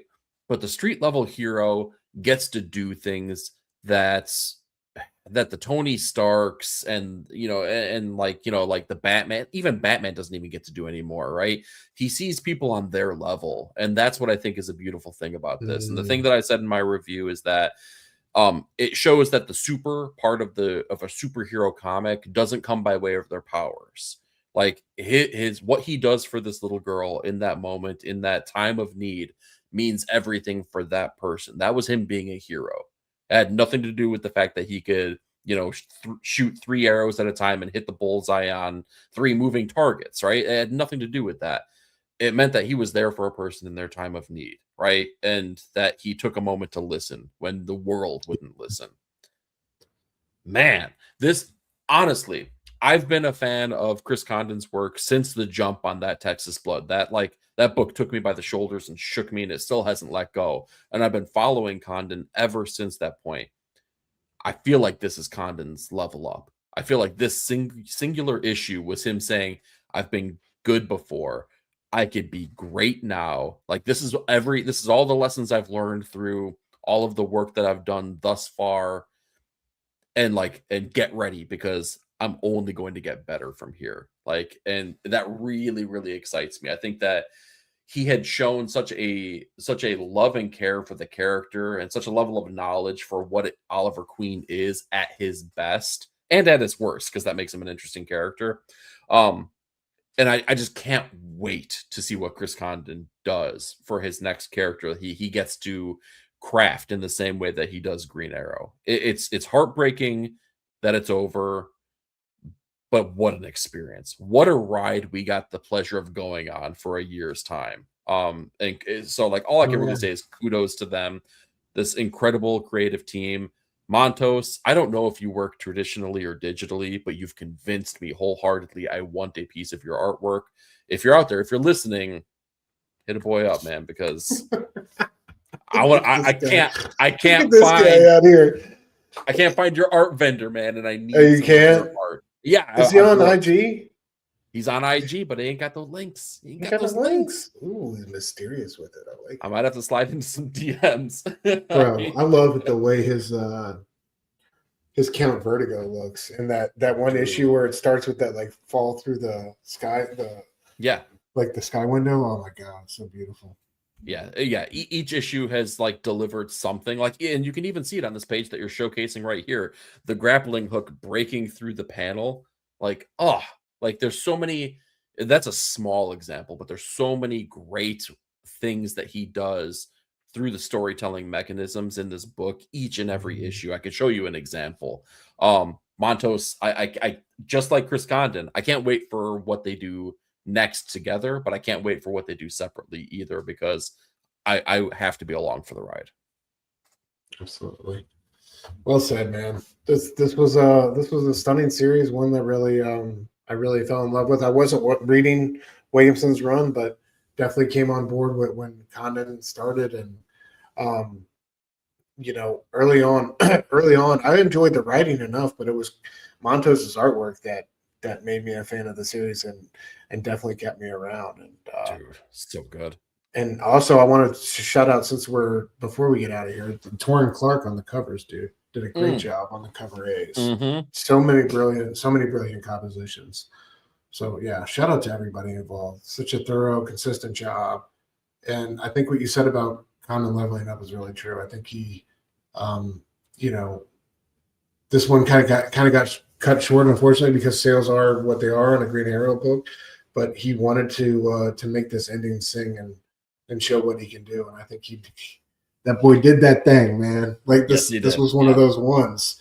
It's nothing but a conversation on a rooftop, but it is everything, it's beautiful. And the Montos here, it's no action, right? But the way he renders the emotion, the expressions, everything. I think he definitely sings in those big bombastic moments, but also up close and personal here. Yeah, exactly. Yeah. So can't recommend this one enough, y'all. Green Arrow, just been such a beautiful surprise of 2025. Man, I'm right there with you, bro. I know. Yeah. Comic Patrol says, I still can't believe Green Arrow is over. Simpleton in the building. What up, bro? Yes. Definitely one of my favorite DC books this year. Hell yeah. Yeah, we need more smaller scope books like Green Arrow. We need some of those. It makes comics better. Yeah. Speaking of great editorial calls, I love this one right here. I need Montos on DD. Let's go. Don't even yeah. That would be my everything. I'm excited for Lee Garbett though. You're getting hyped up. It's getting hyped up.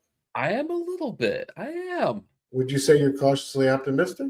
No, I'm more than that, which scares me. I'm gonna get my heart broken. Show goes to the station, brother. Good to see you, man. What Hope up? You're well. Thank you for coming through. Happy holidays. Hope you're doing well. Comic Patrol says also, I love Ollie's new look with the lower mascot. It's kind of dope, right? Yeah. Hold on. Yeah. Yeah, that's good. Yeah. And I love the last line, like, thanks for showing us the light, GA. It's more important to celebrate what we got, and what we got was spectacular. It was. Beautiful run. All right. Yeah. Moving on. All right. What we got next? We got Absolute Wonder Woman. Number 15? That sounds right. Yeah. She meets Absolute Batman, right? Throws up the magic bat sigil. And dude, this Hayden Sherman page. Like I just you could say that for any Hayden Sherman page, but yes, you're not wrong. This one, dude, and then the one right after it with in the form of the bat sigil. Look at that. God, so much. But yeah, has the bat sigil, and I love it, like it's just giant dripping magic. That's how she summoned him. That's so boss and badass. But yeah, I just love all these like pull out panels of Batman, taking care of business on the streets of Gotham. It's just such a brilliant opening to the book, dude. Him just doing so many incredible things these days. I love to see it. Everything he touches is gold, just pure gold. Absolutely. Like look at the Batman hanging upside down. We've had so many artists. I love it. Yeah. It's and I love how you see the magic like splashing, like dripping down its I just love all the, not only that, like running into him like hanging upside down, but the conversation they have after that, like the advice he gives her about having too much exposure with the people around her, and that she believes love is transformative and that she has to live that and show that to the world. And like I love how he's like, my father would have loved you or something, or would have loved what you just said. I thought it was just such a well written back and forth from Thompson, dude. It was just such a wonderful conversation they had before she gifts him with this little magic sigil that can basically like an international calling card, right? All he has to do is press it to her skin and summon her, and this will be very handy very soon because she's about to walk into a trap, unbeknownst to her, because all these weird cult-like things have been happening in the name of Hecate, and she has to go and investigate them. Dude, it's the little things. I just love these little lines on like these little hexagonal shapes that Sherman put all over the Batman. Like, and we see it time and time again. Yeah, I just adored that. Anyway, I just wanted to shout out that tiny detail before we moved on. But yeah, what do you think of it? Have we seen Homeboy bust out the axe anytime since like that first issue? That's a good question. Didn't Bane like use it on him? Oh, well, if Bane used it on him, it wasn't Bruce doing it though. No, never mind. I'm thinking of that Clayman Bane, like Bane arc where it's not real type of thing. Oh yeah, yeah, that's right. Remember that? Cuts his arms off. Yeah. That was brutal. Okay. But no, that's a good call. I don't think we have, right? Not We're since due. it's yeah. He gets a nice little shot in on her thigh here. I love the lettering. I still remember it. It's like, it says something like squelch or something like that. Squelch. Good squelch. Love a good squelch.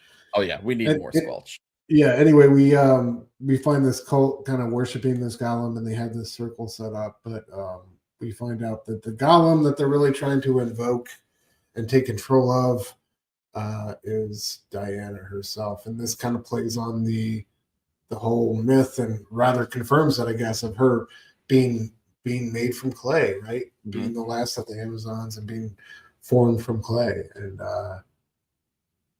we find out that Veronica, like through through other pages, which I do not have pictured here, but through a conversation with Veronica Cale and the Joker, it sounds like is on the other end of the line, that they had this set up, right, and that they knew that she was a golem, and that they could control her through this spell. So that's what they do. But luckily, Bruce is able to have a Bruce moment, some fast thinking. He takes out that ring that she gifted him, and he demands an audience with Diana of the Wild Isle right before she drops his own axe back on him, and brings him back. And they Veronica blows up the building, but they're able to escape, luckily. And I love how it's snowing at the end, and he wishes her. It's kind of like a Christmas comic, right? He wishes her happy holidays.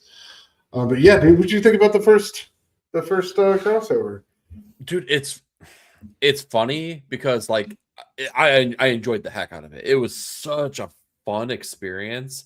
I just didn't know if Absolute Batman would work under the penmanship of a different writer, especially Kelly Thompson, because the tone of Absolute Wonder Woman is so different than Absolute Batman, and that's so different than Absolute Superman, right? They're all living kind of within their own little worlds. So when that crossover was announced and when I was reading, I was like, all right, we'll see. Like I was a little bit trepidatious. I knew they would do good.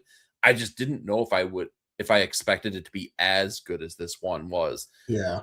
It was so fun. Like it was such a great time seeing these two interact. Like, first of all, Diana makes me want to be a better person. That's the level of character that Kelly Thompson brings to her. I'm like, damn, dude, like every single interaction, every single decision, every single thing she does, even in this one, when she knows she's getting possessed and she's like, I gotta off my arm to make sure that that I don't do as much harm as I could to this dude that we just now freaking teamed up with. There's so many little things, so many little interactions that she does that just like, oh, it's so heartwarming and so charming. And like, I feel like once an issue, Diana says something I feel in my soul. Like, yes, right? You know what I mean? Thanks. Oh, thanks. Man. But in that same way, I guess my trepidation was cleared out because I feel like maybe what happens with Bruce in this issue is that he is just as charmed by her as everyone who crosses paths. And in that way, his character must change his the way he is, right? At least momentarily while he's with Wonder Woman. So it was so cool, man. I just really, really enjoyed this crossover, man. Absolute's cooking. Like we talked about at the very beginning, man. Like they deserve the numbers that they're getting because of issues like this. Absolutely, dude. I don't pun intended. I can't wait for her to get over on Absolute Batman. Apparently, she's going to be trying to help Waylon in his affliction through magic. Oh, is that okay? Yeah, Snyder said that's going to be happening sooner than later. Oh, it's the next issue of Absolute Batman, if I'm not mistaken, right? Because they're is it? I think so. This is like a two-parter that doesn't act. With it. Yeah. Oh hell yeah. So I guess she's going to be helping him with that. So yeah, I can't wait, man. Yeah, I don't know who's on art, but could you imagine Dragotta drawing Absolute Wonder Woman? Oh my god! I just got really excited. I didn't even think about that. We gotta find out. Oh my god! Hold on, we gotta find out. Give me 1 second. All right. Well, while you're doing that here, let me catch up with a couple things. On the 28th. And oh, shit. I'm sorry. I'm looking at the wrong one. You keep signal me when you're ready here, but we got Simpleton saying I know I said I was gonna pass on the new DD, but I'll probably still dip my toes in the water. Good on you. Matt Murdoch appreciates you. Let's see here. We got Pete saying, yeah, this issue is gonna be nuts on the aftermarket. Don't tempt me, man, because I'm already looking at the Absolute Batman #1 numbers, and I'm like, do I want to flip this puppy? I enjoy it. But do I want to flip this puppy and just go buy myself a compact edition when it comes out? It's Dragotta, brother. It's Dragotta. Oh my god! All right, so it's dropping on the 28th. Yeah, dude, I am so excited now. That's gonna be amazing. So sick. Fuck yes! It looks. Have you seen the cover? I don't believe I have. No. It's them like staring at each other, and Bruce is saying "Go to hell?" ? And then Okay. Waylon's kind of curled around both of their feet at the bottom of it. Oh, dude. All right, now I'm gonna have to go look at it. Oh, we got the Arc M special coming out here soon too. I forgot. Yeah, that's coming out at the beginning of January, right? Yeah, Like, exactly. at the first weekend. Yeah, not tomorrow. First week but or two in. Yeah. Yeah. Oh, dude. What the? Oh man, that's gonna be so dope. I know it's gonna be so good. Ah. Okay. Okay. I can keep my composure. I promise.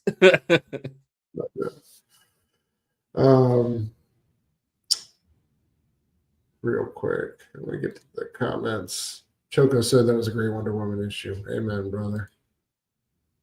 Looks like a cocoon. What are we talking about? I think it's when Batman's hanging upside down. When Oh he's yeah, got, I love that look. Oh, wait, hold on. Yeah, it's great. Yeah, it's so cool. It is. Comic Control. I love that she's taller than him. Absolutely. Choco says the Magic Central twist was cool. It is important. Absolutely. It was. It was very cool.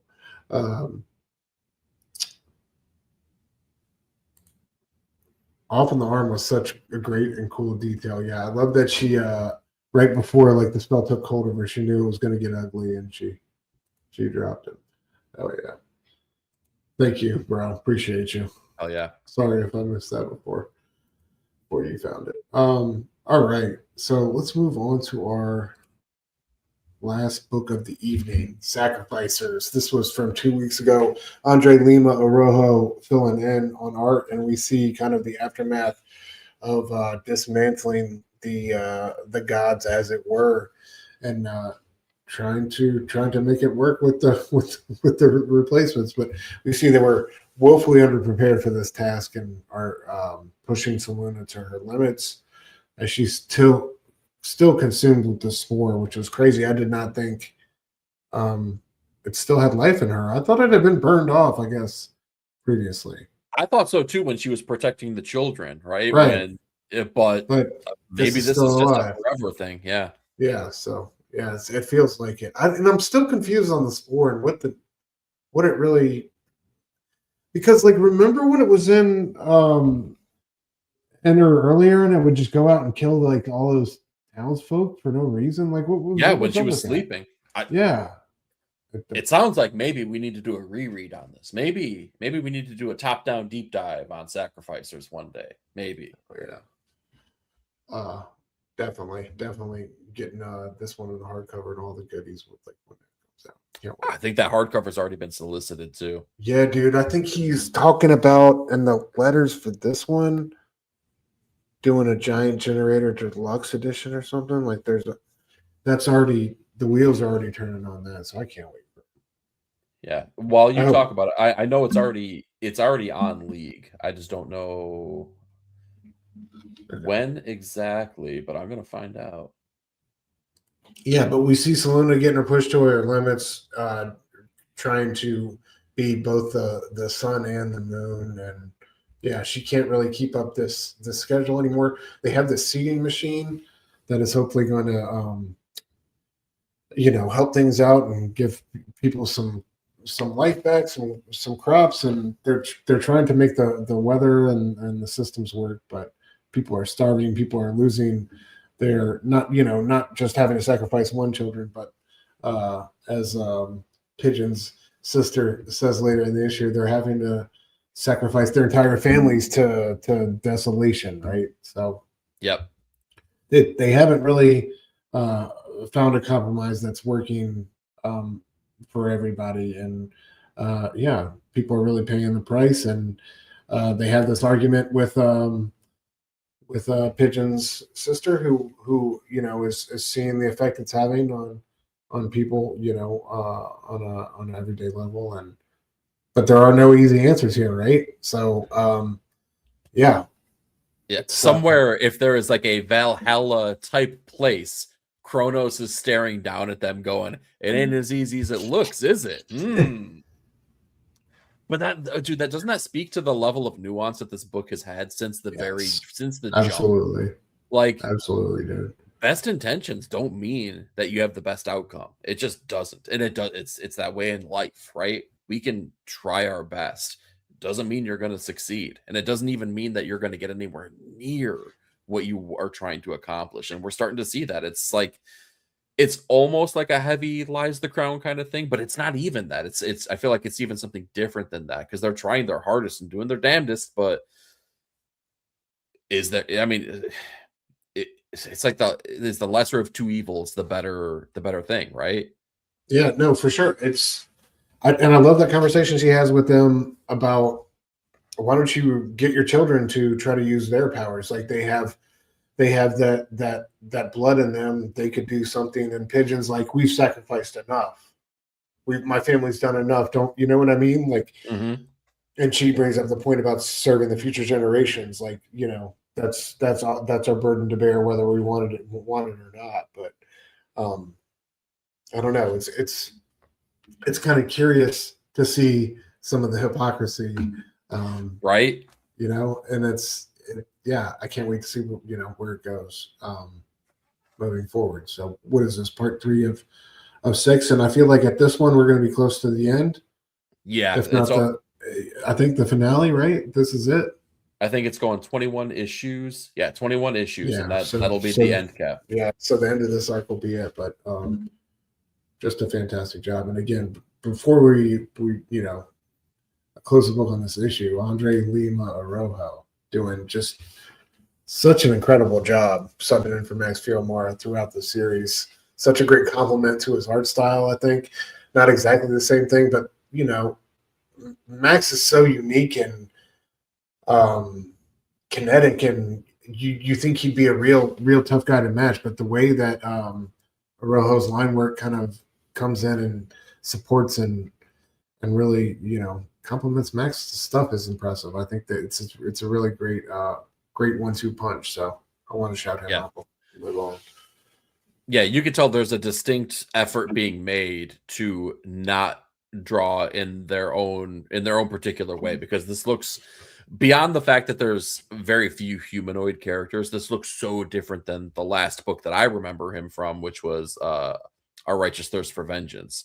That looked like a very hyper realized, world, right? And all the characters, where this one, you can see the tweaks that are being made, where it's still unique and it's still their own, but it's more in the vein of like the character types that were created by Fiumara. Yeah. Which have been incredible. Yeah. Love this anthropomorphic suffering that we got. By the way, the hardcover, it's still technically solicited, but it had a date. I knew it was coming out in 2026, but it's been moved to TBD. So now we don't know when it is. But it's still copying that whenever. Oh yeah. Yeah, immediately buying it. Yeah. But love this freaking issue. Love this issue. Love this series, man. It's just, this arc has just been so damn good. So yeah, can't recommend this one enough, y'all. Sacrificers. Anything Rick Remender's doing, get that. Yeah, it's hard to pass it up, man, because you're going to be satisfied. I can almost guarantee it. Absolutely. Comic Control says, I think the Sacrifice is going to kill me. Yeah, it's going to break you, man. It's going to break us in the end, I think. Absolutely. That's Rick Remender's plan this entire time, is that he secretly, through this book, he's been jabbing us in the head with this little Slurpee straw, and he's been sucking all of the joy out of us by making us watch the trials and turbulent nature of this book. Yeah. I'm just wondering. I'm terrified of the cyclical nature of power and where we're headed, dude. I know. Simpleton says I got every issue of Sacrificers, but I'm tempted by Giant Deluxe Edition. Don't have one of those yet. Yeah. Hell yeah, bro. Wow. Check out the letters. I want to say it's the letters of this issue where Remender speaks about it. So, oh yeah. They do a great job with their deluxe editions, though. Like, I have all of Black Science. I have all of Deadly Class. I got 7 to Eternity. I think there's even more back there, too. What else am I missing? Hell yeah. Oh, dude. Righteous Thirst for Vengeance, Low. Every single one of them, stupendous. They're amazing. So, like, you're not gonna go wrong if you happen to purchase one of them. Simpleton, though, I bet you could do something special. Hell yeah. This would be a fun one to do something special with. Yeah, Like the design on this. I can only Like the imagine. maps and all that, like that they've Mhm. had. Oh, what? Yeah. Yeah. Just throwing it out there, buddy. Hey, the official one is TBD, so you got a little bit of time, but get the gears turning. That's all we're saying. Yeah, dude. Oh yeah. All right. Before we get to our covers of the week, dude, let's talk about this bad boy. I had to go dig it. I had to go dig that one out there. I knew you would have this in your collection, man. I love these Alex Ross Batman covers, man. Come on. Aren't they so good, dude? They're Oh my so god, they're amazing. This was honestly everyone knows Batman, but Grant Morrison's time on the book was my introduction to being a collector of the single issues of Batman. That was really the time and place where I became a huge Batman fan. So, Comics of Futures Past, released on December 24th, 2008, Batman 683. We see the ending of the Last Rites arc of Batman, and what could very well be the last time that Grant Morrison works with the character of Batman. Maybe, possibly. What this does is it acts as a coda to an ending to his time on the Batman title with Bruce Wayne, and it kind of leads us into the finale of Final Crisis. And if you know what happens in Final Crisis at the very end of it, Darkseid does our boy dirty, and he has an Omega bullet with Bruce's name on it. But that is meant to be arguably, possibly a definitive death for Bruce. But we know that it's comics, and we know that things work out in a certain way. But it leads to, like, I don't know, an evolution of the title and the character in such a great way. This issue in particular is a very dreamy issue. It's all about Bruce kind of reliving certain events in his life, and Grant, being Grant, of course, has to pay homage to like all of these different things that actually happen within the pages of comics. So there's so many great callbacks to a whole litany of issues here. I'm not even going to list them out, but it's a great like love letter to the Batman character, the Batman mythos, the creators who worked on the book prior to them.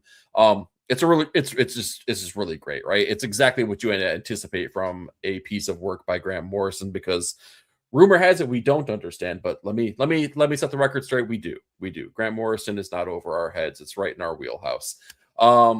Yeah, it's just such a great issue that leads into a great finale to a great event, which leads us into other fantastic things like Batman and Robin with Dick Grayson and Damian Wayne. So, Comics of Futures Past, Batman 683. Get it. Get the whole run. It's fantastic stuff. You're gonna have a great time with it. Nice. Great pick, bro. Oh, Thank you. I thought you would enjoy a little bit of Bat Love. Always, especially Grant Morrison Bat Love. What a great time for that character, man. Like, and Grant, like the love and care that they had with that character and leading up to everything that eventually happens. I feel like the Bat family explodes at that point and becomes not just ancillary characters, but pivotal. Like, I feel like everyone gets a level up at that time under Grant's ownership of that group of titles, if you will. Absolutely. Yeah. I've always loved his love for Batman. Now that always shines through, no matter what he's doing. Batman's undeniable, right? Yeah, even for Grant Morrison. Force of nature. All right, covers of the week, bro. Kick us off. Okay. While this is a second printing, right? Yes. So Conan number 25 came out a little bit ago, but it was such a popular issue that they had a second printing that just came out last week here. So this is actually one of the interior pages by Alex Horley. So if you needed just a preview of the awesomeness that you Alex Horley's doing interiors on Conan now? Well, just for that issue 25, just for that special milestone issue. So if you needed some kind of inkling to like go pick this up, just look at this cover and be drawn into the Hyborian age, because this issue is stunning. It's so freaking cool. It's one of the greatest single issues that we were lucky enough to get in 2025. If you're Conan curious, let this open the door for you. Yeah, I love how Really gives me those Joe Juiceco vibes, dude. So good. It's like a love child between Juiceco and the Hildenbrandt brothers, right? Yeah. Yes.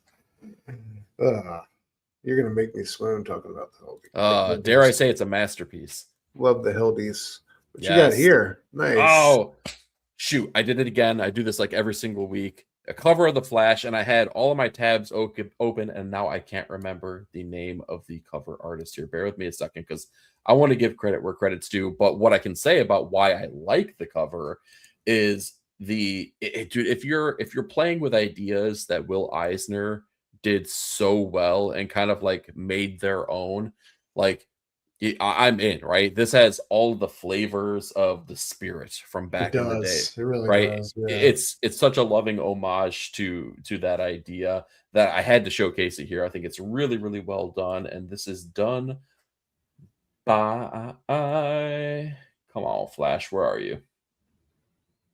Ethan Young. So this is the variant by Ethan Young. I believe, man, this might be, if not the ending, coming very close. Oh no. Okay. So Cy Spurrier's time must have ended here. This is written by Mark Waid and Chris Campbell. Yeah. Okay. So interesting. But yeah, I saw that and it immediately grabbed me. Like I love the look of that one. Again, like you play with Eisner ideas, like come on. Like we all know Eisner's name means something, damn it. Oh yeah. That's sick, bro. I love the lettering with the buildings. I'm always a sucker for that type of stuff. Yep, exactly. Hey, we just talked about it. I'm having such a great time with this book. But even more so than that, I'm a big fan of Eric Canetti's artwork, who did the cover for this one. I remember way back in the day, before social media really had a grip on everyone, and like, you know, it became the go-to for the internet. Remember blogs? Remember when people just had blogs, man? What a magical time that was. I remember following Eric Canetti's blog back in the day, where like you just get art drops from all these fantastic people, man, and you would just wake up and you'd be able to go check your blogs. I remember having an RSS feed with everyone's stuff, and I would go check that and see what was dropping. And I remember he was one of the predominant people where I'm like, I want to follow this dude and everything he does, because his style is so unique, it's so bold, and like I don't know, it just spoke to me in such a great way. And to this day, I still have that feeling. So if Eric Canetti's going to do a cover or interiors, I'm there for it. This cover Skin Breaker did everything for me, man. Oh yeah, this one's boss. See, that's the cover that makes me want to read the issue. You know. Oh, dude, the Skin Breaker hate is. It's not hate. That's not fair. That's not fair. All right. I'm gonna read it. I'll let you know my thoughts. All right. Ooh, Star Wars. All right. What we got here, E? Luke Skywalker is one of the greatest characters of all time. Period. I don't think anyone can argue that, right? Any time that you showcase arguably the coolest weapon in history, I'm going to absolutely showcase it on our covers of the week, man. When you have a cover like this that kind of like brings forth the kind of thought patterns of like Spider-Man when he's like lifting the rubble, right, or holding it precariously as it's trying to crush him. You see Luke in that same vein, but what's he reaching for? The greatest freaking weapon, an elegant weapon. Oh, yeah. Fire it up, dude. Light it up. Oh boy, I don't know if this thing's batteries are still functional. Let's see. It's been a hot second since I've actually lit it up here. Cyber crystal or whatever, Kyger crystal, whatever it's called. Okay, let's see. I got the blinkies there. All right, is this still gonna cooperate? Is it still gonna be okay? Can you hear that? Is that coming through on there? Yeah. Okay, and then I won't blind everyone, but you know, green light. So and then we can retract it. Yeah. I'm a sucker for that kind of stuff, man. So like, yeah, you give me Luke in this era with this lightsaber. Oh yeah, and by the way, it's Phil Noto. Like, come on, doing like great work. So come on, yeah, had to showcase it. Oh yeah, nice. All right, we're gonna share this one because we both wanted to use it. David Aha. This is Superman variant. You got Lex doing the Doctor Strange love. Yep. Come on, y'all. How fucking badass is this? And I love like the little speech bubble here with the skull and crossbones. Just perfect. And Just the Ben-Day dots that are coming out from the bottom corner. He's doing such good work, man. He is, man. Just a gorgeous, gorgeous piece of work. Yeah. So shout out David Aha, doing some great covers right now. Moving on, I got Jeffrey Allen Love's variant for Power Fantasy. Just adored this one. Yeah, super dope. I love like the logo kind of falls down the page like a spider coming down. Like I adore that little detail. Yeah, but, that's it. Yeah. Jeff continues to kill it, man. I gotta shout out my boy Nick for this one. Danny. Fuck, what was this one from, dude? I forgot. Oh, Dude, this was so Exquisite funny. Corpses. This was Exquisite Corpses, my bad. I was about to ask you too. I'm like, I already forgot what it was. Doing fucking yeah, definitely felt like Nick shared this one in the back chats and was talking about how it felt like a love letter to Uncle Frank, and I can't argue that, man. This one is beautiful. I just love her line work. And it just feels so heavily inspired by Uncle Frank. So yeah. What can we say? That guy's Control yeah, it's a little bit influential. Yeah. Comic Control love your Flash cover. There we go. Now he wants a fancy sonic screwdriver. Ooh, which iteration of the sonic screwdriver would you get though? That's the real question. Well, help me out. What's the sonic screwdriver? From Doctor Who, dude? Oh, I'm not familiar. I'm only moderately familiar. So like I know. Is that the show, right? Yeah. Yeah. Yeah. I know just enough to be dangerous here, but I know that each iteration of the Doctor, when they regenerate, it's taken over by a new actor, but they also get a new sonic screwdriver, which is their weapon, their tool, whatever the case may be. So okay, cool. Oh yeah. Dude, Stephen Platt and this Will of Doom variant. Isn't that sick, dude? Blew me the fuck away. I don't know how I was sleeping on this and didn't know about it like way sooner, but I was fucking floored. Yeah. Unbelievable cover. Well, when you come back around to read the issue, there's the cover that you need to get right there. Like undeniably. The stained glass window, like the skull sculpture behind him, the throne. Like, look at the kneecaps, man. Look at the armor. Like, Stephen Platt, I love you, bro. That's a guy I regret not talking to at Heroes. Should have made the time for his staple. But he was never there. Like, he was there weird times. I was going to say, tell your knees and back that you wish you did that, because I think we did everything. We went by there. We went by there, definitely. Mark Brooks got the face hugger on Cap for Alien versus Captain America. I love this one. This doesn't deserve to be as good as it is. It's so awesome. I love Mark Brooks' covers, dude. Great artist. So shout out. I just saw that he did they just released his Poison Ivy cover for the future Absolute Batman that's coming out, where we get to see what her character is going to look like. We get a Mark Brooks variant too. Oh, dude, just wait. I can't wait to hear what you say when you see it. Oh yeah, here for it. You know, I got to shout out these Greg Smallwood detective covers. They're freaking amazing. All these like Batman and Gordon investigating the scene of crime. Just like they look like gorgeous painted masterpieces, man. Like, guys, just such an incredible artist. They tell a story too, man. Like, right? That one single image, like it speaks volumes. Yeah. And then last but not least, Rose Stein with the Absolute Martian Manhunter, number what? 7 variant. 7, yes. Yeah. So I just love this one. All the different cut ups, and I don't know what's the technical term for that. I don't know, man. Disco lights.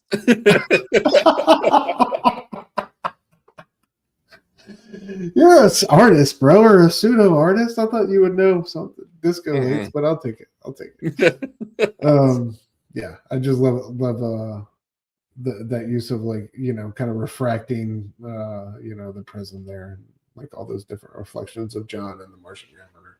I love like the way this series is just naturally, I think, encouraged artists to while out on the covers and really go for it. You know what I mean? Just like kind of the nature and of like what the aesthetic is. Like it's really cool to see what artists that I've never really heard of are bringing to the table. I think everybody's doing a fantastic job on this stuff. I feel like DC, when they had their like bullpen of variant artists, they just sent out a mass email to everyone that was going to do a variant, and it was just a snippet from Batman, the original '89 Batman, of just Bruce saying, "You want to get nuts? Let's get nuts," and that's exactly what all of them did. Like, just went balls to the wall, crazy. That's awesome. I love that. I love that directive, dude. That's why they're winning right now. It's true. It's true. All right, guys. I know we've been going long, but real quick before we get out of here, I just wanted to go over a couple Christmas goodies for our back issue bangers, real quick. So, do you want to start, or do you want to? I'll start. I got. Okay, here I'll show off a couple of these things because this was pretty cool. I was a sucker. What did it make you so? Okay. Or will you? There we go. Except. Sorry. There we go. All right. Okay. I was a sucker. I got drawn into the blind bag craze. Here's what I'll say though. Image, you did it right. You did it right because you did a blind bag, but within that blind bag was a comic that was bagged and boarded. That was amazing. That was awesome, right? I can only so you were guaranteed to get at least a 1 in 25 ratio variant. You can go up to a 1 in 100. It could be something super spectacular. And I justified it because I'm like, yeah, but what if I get that 1 in 100 Power Fantasy by Tula Lote? Because I can't find that thing online anywhere. So I'm like, okay, I'll throw down a couple bucks and I'll see what I can do. So I got this. It's the same exact one that another one of our friends here got, which was hilarious. So this was Death to Pachuco, I believe it's pronounced. If I'm mispronouncing that, apologies. I haven't read it. I have no background on it. Cover looks cool. I really like the design on it.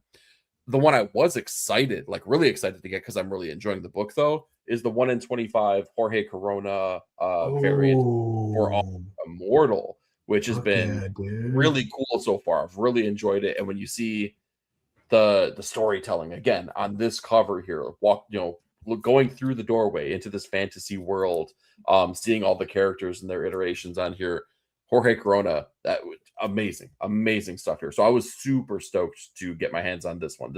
This made it all worthwhile. I was really happy that I dove in because of that one. I'll show off one other thing that I got here. This just came in the mail today with a couple other things here. So you're getting a preview on one of my future haul videos here. So I have Mrs. Tree's Thrilling Detective Adventures, first issue here. You might be asking yourself, what the hell is Mrs. Tree's Thrilling Detective Adventures? I don't know. I haven't read it myself here, but I saw something in here, and they do this a couple different times here, I think through the first 4 issues. And what I really got this for was for nothing more than a 2-page spread here of Frank Miller doing famous detective pinups in 4 of these issues. So we have in this one, yes. So this is a showcase of Mike Hammer, one of the detective novels, or characters from detective novels here from the past. He does one for Nancy Drew. He does another one. No way. Mickey Spillane character for some detective noir. This is the Mickey Spillane one. I take that back. Okay. So there's like 3 other ones, and I can't remember exactly who they are, but it's like Dashiell Hammett. I think there's a character from one of his books, Maltese Falcon, something like that. Yeah, so he gets a showcase in each one of these here. So I intend to now pick up the rest of these. How did you find out about that? I found it on Reddit years ago, and I saved the images like with the thought that maybe I'll get them printed out as posters or something one day. And I never got around to it, but I was like, you know what? Like, it'd be worthwhile to pick up the issues themselves. Yeah. But awesome, so I had to double check, just see what it's all about here. Plus, it's a detective story. I'm a sucker for those, man. If Columbo was on TV, which it probably isn't unless you choose to watch it. I'm gonna sit there for like a good couple hours watching Columbo because that's the kind of person I am. So I'll take a chance on it, but it was definitely worthwhile for the Frank Miller pinup in the middle here. So that's my mini haul. That's a preview of some of the stuff that I'll be showcasing. Nice stuff, dude. Oh yeah. All right, now you can break my heart because I know what you're going to be doing. All right. Well, a couple Christmas goodies from the wife. Got the Yeah. Cover. This thing's beautiful. Oh, dude. Dust jacket off real quick. Are you a dust jacket kind of guy? Just out of curiosity. I don't like them. No, I like to take mine off. Interesting. I love these covers usually more. Front and back is dope. And then I love so good. Oh, man. Yeah, man. So can't wait to reread this one. Batman and Robin Year One. Then I had to jump on the boys have already you did it. Yeah, but I had to get Lone Wolf and Cub the manga edition. My daughter has never been more proud of me than to learn that I got a manga book for Christmas. So yeah. Excited. Proud of you, dude. Isn't it gorgeous though? Isn't it like so well made?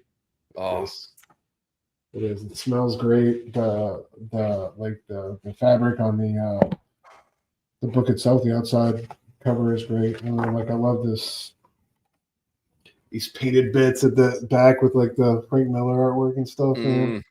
Yep. So good. All right, and then last but not least, this came right before Christmas. I was so happy to get it. It's been incredible. Daniel Warren Johnson, the Art of Daniel Warren Johnson Kickstarter arrived. First off, got this dope Murder Falcon print signed by him. God, dude. Oh my God.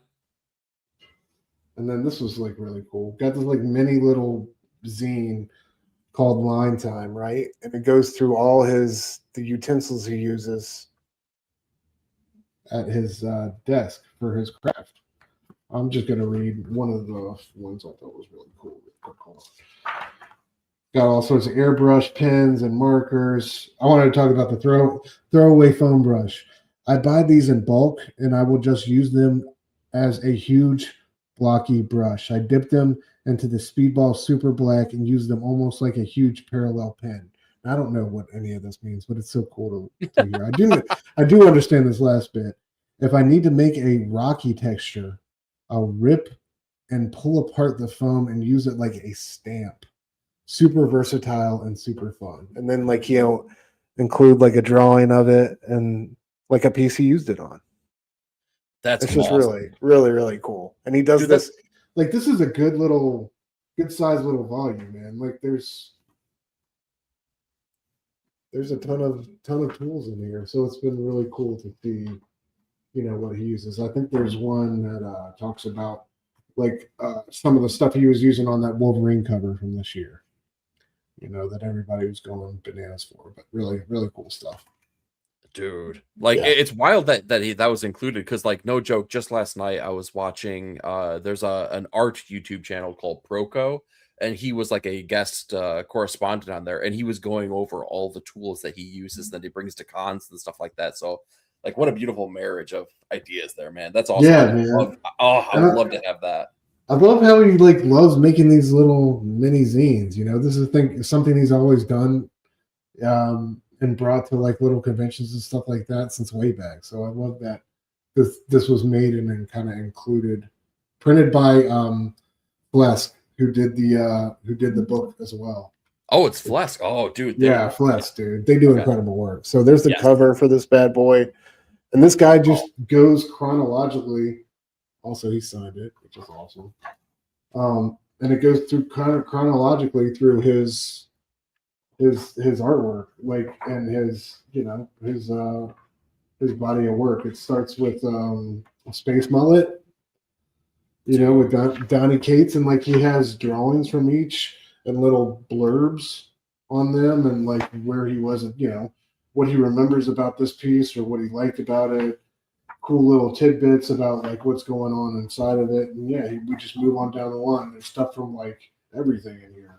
Cherno, which is one of those mini zines that he made and brought to cons. Extremity. We got character designs, all that good stuff. Then it gets into what's it called? Wonder Woman Dead Earth. We have some incredible artwork from that in here. Extremity get along. There's some more Cherno. What are the fun? Murder Falcon layouts and stuff like that. Dude, heck. It's just really my favorite part is not only seeing the art like blown up and on the big page like this and getting to pour over all the details, but like all these little behind the scenes bits. I've always appreciated that about the creative process, whether it's like making music or making art, like getting that insight is super cool. And for like an artist like D-Dubs, it's even more of a blessing just to kind of see where he was at. But dude, like what? Oh my god. Dude, that's actually you forget like some of these pages, man, and how that made you feel. So like seeing them get all their glory, like got the page where she like uses it as a whip. Christ. So fucking badass.